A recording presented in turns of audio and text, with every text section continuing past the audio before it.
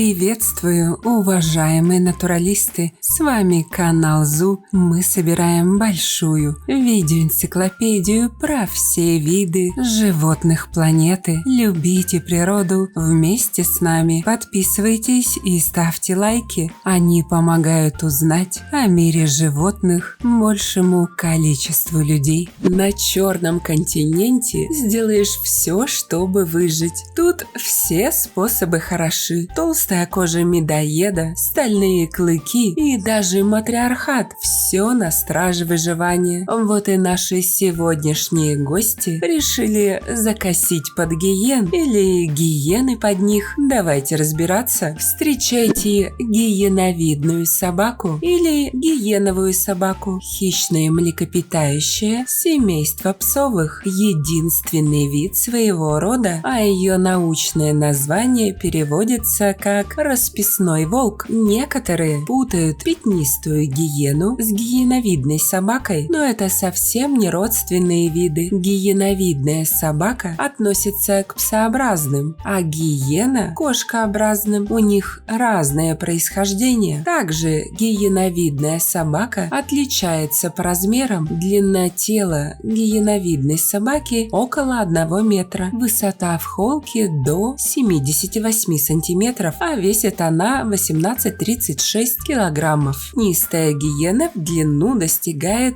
до 1,3 метра при высоте 80 сантиметров, а длина ее черепа до 30 сантиметров, то есть она больше. Однако есть и похожие черты. Например, и гиены, и гиеновидные собаки не убивают жертву, прежде чем съесть. Они едят ее заживо. Гиеновидные собаки, как и гиены, загоняют свою жертву. В чем они сильно различаются, так это в устройстве их общества. Как мы помним, у пятнистых кисок царит полный матриархат, где роль мужчин сводится только к разовому использованию. У гиеновидных же собак все наоборот. Они образуют стаи, где главный самец – вожак. Их конек – это взаимопомощь и способность вместе координировать тактику нападения на жертву. Их язык общения достаточно сложен, чтобы объяснить сородичам план загона жертвы. Если член стаи заболел, получил травму или не имеет времени на охоту, так как воспитывает щенков, ему приносят еду другие члены стаи. Собаки готовы последить за щенками друг друга, если, например, их мать не может. Нередко гиеновидные собаки перед охотой просто оставляют щенков всех самок стаи под наблюдением одной мамаши, как в детском саду, потому что так удобнее. И это освобождает отдел многих членов стаи, и можно уделить внимание охоте. Собаки учат щенков тому, что узнали на собственном опыте, и не бросают их, когда те стали самостоятельными. В их стаях нет насилия, как у гиен. Там доминируют дружеские чувства. Особи привязываются к тем, с кем чаще играли в детстве или с кем уже во взрослом возрасте нашли общий язык. У каждой особи в стае есть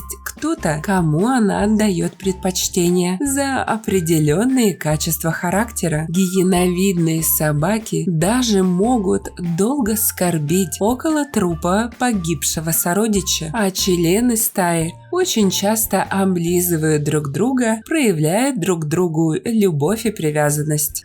Ну и, конечно же, в стаях есть борьба за лидерство, например, как в волчьей стае. Но она смягчается тем, что иерархия зачастую не выясняется драками и взаимоунижением. Кстати, интересно то, что ближайший родственник гиеновидных собак – это красный волк, который живет в Азии. Помните мультик про Маугли и огромную стаю красных волков? Ролик про них вы сможете найти найти в плейлисте собаки. Гиеновидная собака же обитает в саваннах, на кустарниковых пустошах и в гористых местностях. В джунглях не встречается. Наиболее характерна для саван с изобилием копытных, служащих ей основной добычей. Стаи гиеновидных собак преследуют и истребляют большое количество копытных. Они ведут преимущественно дневной образ жизни, охотясь по утрам и вечерам. Добычу находят при помощи зрения, а не нюха. Гиеновидная собака – это отличный бегун, и она способна развивать на длинных дистанциях скорость до 50-55 км в час. Кстати, они вполне терпимо относятся к падальщикам, отгоняя от убитой дичи только пятнистых гиен. О выходе гиеновидных собак на охоту становится известно по громкому, довольно мелодичному крику «хо-хо», которым члены стаи обмениваются между собой. Кроме того, они издают резкий, сердитый лай и, подобно обезьянам, могут щебетать. Гиеновидные собаки не территориальные животные и не метят своих участков. Поиски пищи заставляют их совершать далекие кочевки. Хотеть любви гиеновидным собакам нельзя. Вернее, можно, но только доминантной паре, которую они создают на всю жизнь. В стае размножается только альфа-самка. В случае, если другая самка приносит щенков, доминирующая самка лишает ее и потомства еды, а при случае может и растерзать чужой выводок. Смысл такого поведения в высокой плодовитости гиеновидных собак и необходимости регулировать рождаемость, чтобы избежать перенаселения. Сезонность в размножении у гиеновидных собак, по-видимому, отсутствует. Щенки в большинстве случаев появляются в марте-июле. После 63-73 дней беременности самочка в логове рождает от 2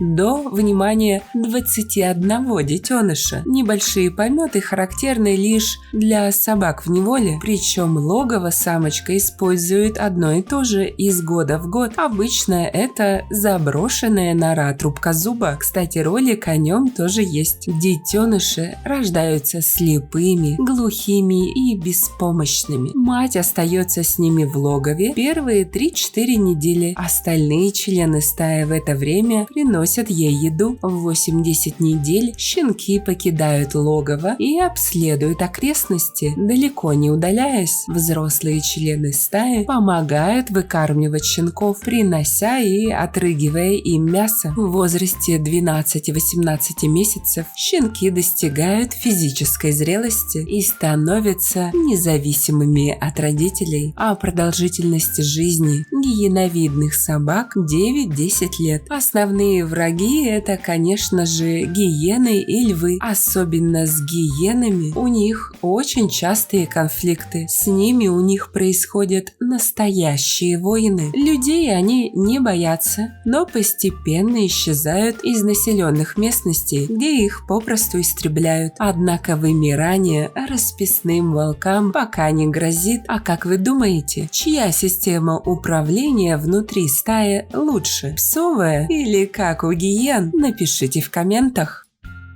Становитесь спонсорами проекта всего за 99 рублей в месяц. Этим вы поможете популяризировать зоологию, что очень важно в современном мире. Также обращаю ваше внимание на то, что у нас появились дизайнерские брендовые футболки от канала. Приобрести их можно по ссылкам в описании к видео. Спасибо, что посмотрели этот ролик. Не забывайте ставить лайки, писать комментарии о том, какого бы животного вы хотели бы увидеть в следующем видео и делиться этим видео с друзьями. Это очень помогает развитию нашего небольшого сообщества. Подписывайтесь на наши паблики по ссылкам в описании к видео. Там много интересного. С вами был канал о животных ЗУ. Мы собираем большую видеоэнциклопедию про все виды животных планеты. Любите природу вместе с нами. До скорых встреч!